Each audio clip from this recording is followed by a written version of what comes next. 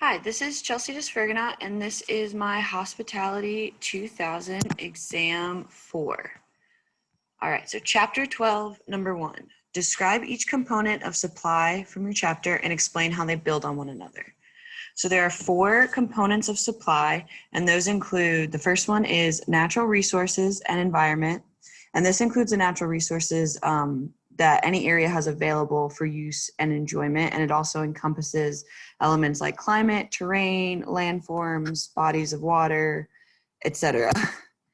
The second supply component is built environment, and this includes the infrastructure and the superstructure. And infrastructure refers to like ground and service installations, and superstructure refers to like the actual like hotels and lodging of the destination, and it's developed within or on the natural environment. So it builds off of that first component. The third component is operating sector, and it's the component that delivers the overall quote unquote tourism experience. Its job is to deliver tourism services and experience, and this includes accommodations, attractions, and different transportation. And the fourth component of tourism is the spirit of hospitality and cultural resources. And this is basically like the social foundation of the destination. The culture of that area helps to determine what activities tourists enjoy, and entertainment and recreation, as well as like cultural activities. All right. Chapter 13, Number 3. How do you calculate hotel occupancy, ADR, and RevPAR, and describe in words what each of them means? All right, so the first one is hotel occupancy, and that basically just determines how many rooms are occupied out of how many rooms are available. And that's also exactly how you figure that out. It is the number of occupied rooms over the number of available rooms. All right, and then ADR refers to the average daily rate. And this basically determines the average rate of rooms sold over a specific period of time.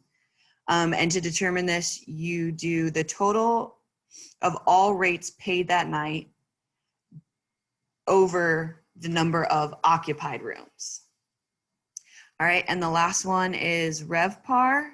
And RevPAR is the revenue per available room, and it measures kind of like the overall success of the lodging. And it is the total of all rates paid that night over available rooms, or you can multiply the hotel occupancy by the average daily rate, the ADR, to find out the RevPAR.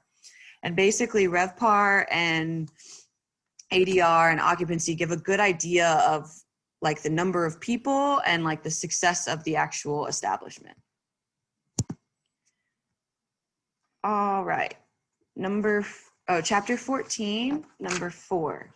Explain the difference between direct, indirect, and induced economic impacts. Additionally, provide a tourism example. All right, so direct impact is the result of visitors spending money at the tourist enterprise or experience, and in turn providing a living for the owners and managers, as well as creating jobs and opportunities for employees and locals. Direct economic impacts is the impact of local industries buying goods and services from other local industries, and it refers to like the circulation of spending. So basically, direct is the actual expenditure by tourists, and indirect is what happens as money flows through the economy. And induced is the values that stem from like household spending or employee spending like within the supply chain, so the locals specifically.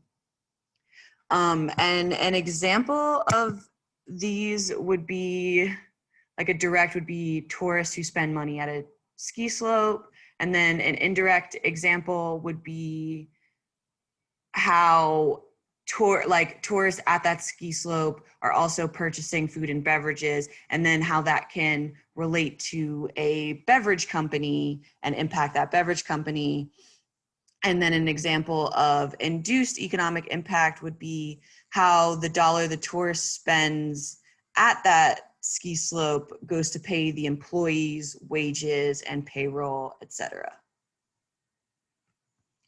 All right. Lastly, number 5, explain what an economic multiplier is. So basically, an economic multiplier is the recycling of the tourists' dollars throughout the community. And I guess like as a more general standpoint, it's the factor that when increased or changed also increases and changes other economic variables. All right. Thank you.